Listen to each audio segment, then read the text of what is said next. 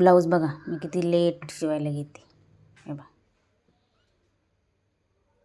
माझंच आहे, पण आज किती लेटने शिवायला घेते ते तुम्हाला बघू शकते माझा अवतार वगैरे. तर मी शेण टाकून आली आणि तिची ब्लाऊज शिवायला बसली, कारण लाईट नव्हती सकाळी, म्हणजे दुपारी थोड्या वेळ आमच्याकडे काय ते प्रॉब्लेम झालं तर थांबाय होते त्याच्यामुळे. आणि माझा अवतार बघू शकता, मी कानातले वगैरे काढून ठेवले, गळ्यातले पण काढून ठेवायचे कारण देवाला जायचं आहे संध्याकाळी. त्याच्यामुळे ब्लाऊज मी आत्ता शिवायला घेते, कारण ही साडी उद्या नेसायची आहे देवाच्या ठिकाणी. त्याच्यामुळे मग ब्लाऊज आत्ता शिवते, कारण नवीन साडी आहे ना, त्यामुळे मग नवीन साडीची घडी मोडायची. पण मग ब्लाऊज तिथे शिवलेला नव्हता, तर मग आत्ता शिवते. टेलर असं म्हणजे मी बाकीच्यांचं ब्लाऊज शिवले, माझं ब्लाऊज शिवलंच मला टाईम भेट नाही बाबा एवढा अजून कस्टमरचा गंज पडल्या शिवायचा. पण आता देऊन आल्याच्या नंतर, पण आता चला आता परत दूध काढायचं, दूध काढून झाल्याच्या नंतर मग पुन्हा शिवते. राहिलेला अर्धा येतो, तर दूध काढून येतो पहिले.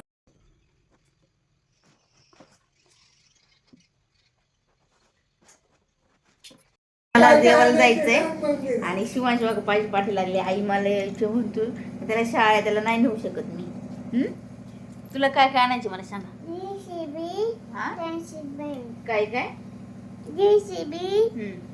Remote control JCB, friendship band, friendship band. Friendship band आणायचा त्याला, आणि रिमोट कंट्रोल जेसीबी आणायचा आहे.